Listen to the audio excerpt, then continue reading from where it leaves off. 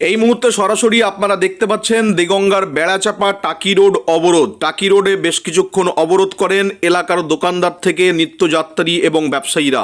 তার একটাই কারণ, বৃষ্টি এলেই অর্থাৎ বর্ষা নামলেই দেগঙ্গার বেড়াচাপা চৌমাথায় জীবনপুর হাবড়া রোড অর্থাৎ পৃথিবা হাবড়া রোড, সেই রোডে কিন্তু একেবারে বেহাল দশা পরিস্থিতি হয়, জলমগ্ন হয়ে যায় এবং ওই পৃথিবা রোডের ধারে যে সমস্ত দোকান থাকে সেই দোকানগুলো কিন্তু জলমগ্ন হয়ে যায়। আপনারা দেখতে পাচ্ছেন জলমগ্ন হয়েছে এই পৃথিবা রোড, বেড়াচাপা চৌমাথায় হাবড়া পৃথিবা রোড যে কল্যাণী বস্ত্রালয় রয়েছে তার মধ্যে একেবারে প্রায় হাঁটু জল জমেছে এবং সেই দোকানে অনেক জিনিসপত্র নষ্ট হয়েছে বৃষ্টির মধ্যে।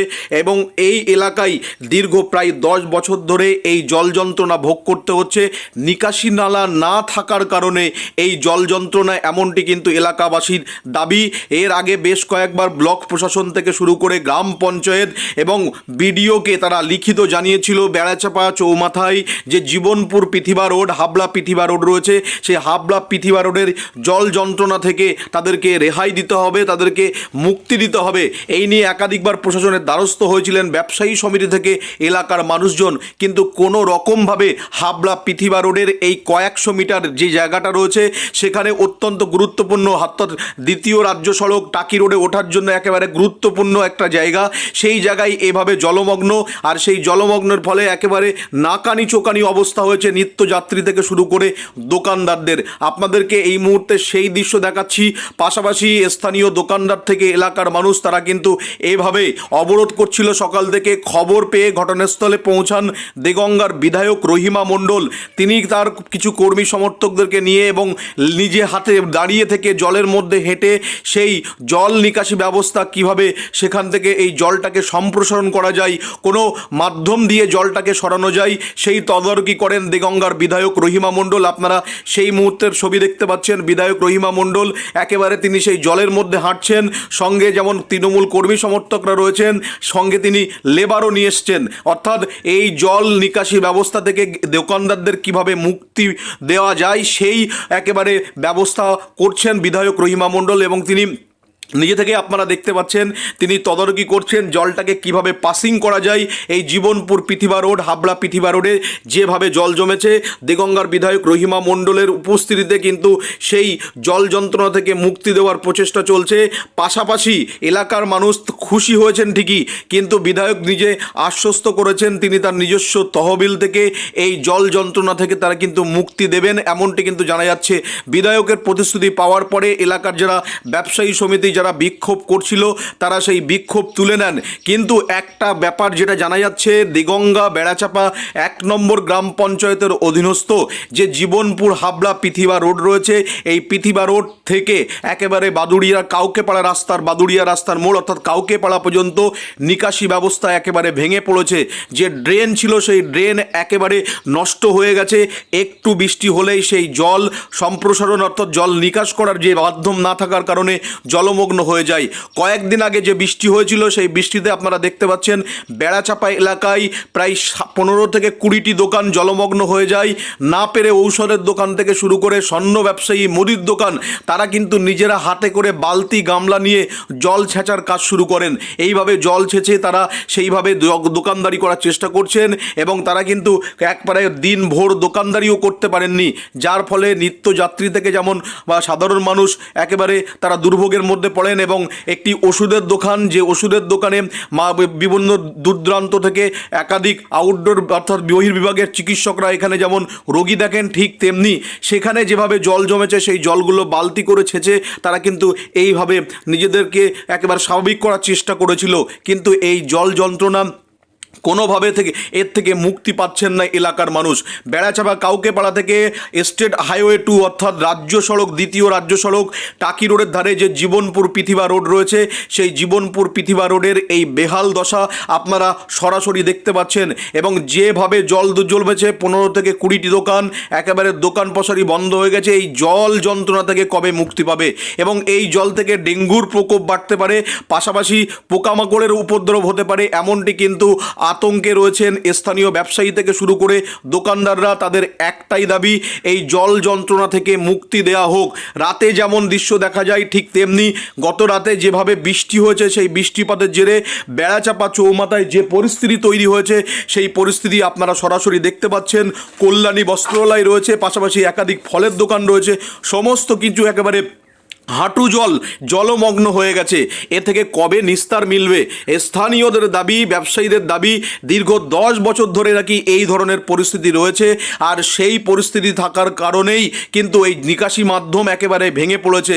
তার পাশাপাশি টাকি রোডে পাইপ লাইনের সংস্কার হচ্ছে, জল মিশন জল প্রকল্পের, সেখানে যে সমস্ত ড্রেনের করা ছিল জল পাসিং করার, সেটাগুলো একেবারে বন্ধ হয়ে রয়েছে।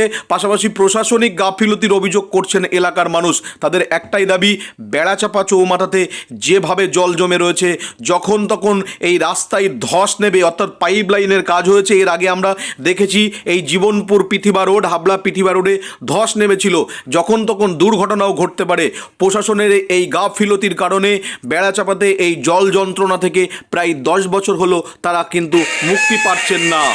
পাশাপাশি দেগঙ্গার বিধায়ক রহিমা মণ্ডল তিনি সকালবেলায় ঘটনাস্থলে এসে পৌঁছেছেন, স্থানীয় দোকানদারদের সঙ্গে আলোচনা করেছেন, জল নিকাশি ব্যবস্থা কিভাবে ঠিক করা যায় সেই নিয়ে তিনি তদারকি করেছেন, এবং কিভাবে তিনি জলের মধ্যে হেঁটে এলাকার এই জল সমস্যা মেটানোর চেষ্টা করেছেন, দুর্ভোগের সমস্যা। সে দৃশ্য দেখুন, তারপরে স্থানীয় বাসিন্দাদের এবং ব্যবসায়ীদের মতামত এবং তারা কি অভিযোগ করেছে সেটাও আপনাদের শোনাবো।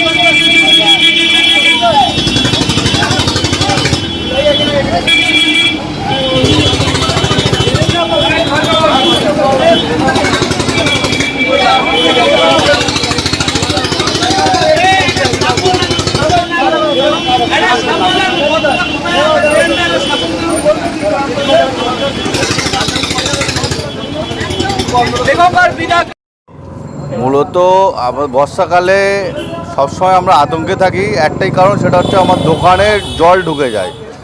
শুধু আমার দোকান নয়, আরও 15-20টা দোকান আছে এই লাইন বরাবর, আপ টু কাউকড়া মোড় পর্যন্ত, বেড়াচাপা চৌমাথার থেকে আপ টু কাউকড়া মোড় পর্যন্ত। এবং প্রতি বছরে আমরা আতঙ্কে থাকি, বৃষ্টি আসলে মানুষের ঘুম ভালো হয়, আর আমাদের ঘুমটা আরও হারাম হয়ে যায় আর কি। তো যথারীতি আজকেও একই অবস্থা, পুরো সারাদিন দোকানদারি করতে পারিনি, দোকানের মালপত্র নষ্ট হয়েছে, অনেক প্রচুর মালপত্র নষ্ট হয়েছে, এবং এই এখন পর্যন্ত শেষ তো হচ্ছে, পানি এখনও পর্যন্ত নামছে না, ড্রেনটা পুরো অবস্থা বাজে। সেটা সংস্কারের জন্য আমরা একাধিকবার পঞ্চায়েত, বিডিও অফিস আমরা বলেছি, কিন্তু এখনও পর্যন্ত তার সুরাহা মেলেনি। মানে দুর্ভোগের শেষ থাকে না? না, বর্ষা আসলে দুর্ভোগের শেষ থাকে না। মানে কাউকে পাড়ার মোড় থেকে বেড়াচাপা পর্যন্ত ড্রেনেজ ব্লক। হ্যাঁ। কি নাম আপনার? খয়রুল মণ্ডল। কতদিন ধরে? প্রায় 10-12 বছর হবে, এবং আমরা বিডিও সাহেবকে বলেছি, দরখাস্ত দিয়েছি, পঞ্চায়েত অফিসে দিয়েছি, কোনো সুরাহা আজ পর্যন্ত হয়নি। কাউকেপাড়ার থেকে বেড়াচাপা চৌমাথা পর্যন্ত আমরা প্রায় 50-60টা দোকান এরমভাবে জলমগ্ন, এবং এটা দীর্ঘদিন। মানে বর্ষা আসলেই আমাদের এই সমস্যাটা এসে থাকে। পোকামাকড়ের একটা সমস্যা সে তো আছেই, আর আমরা এখন জল ছেচ্ছি আপাতত। হ্যাঁ, রাত্রির 9টা পার হয়ে গিয়েছে, জল ছেচ্ছি, এখনও কটা অবধি ছেচবো জানি না। দোকানে কি হাঁটু জল জমে গেছে? হাঁটু মানে আমার, আপনি চলুন গিয়ে দেখুন, হ্যাঁ, কতটা জল আছে এবং জল ছেচ্ছে, কতটা জল ছেচ্ছে, আর সেটা আপনি দেখেন। কি নাম আপনার? আমার নাম প্রবীর কর্মকার।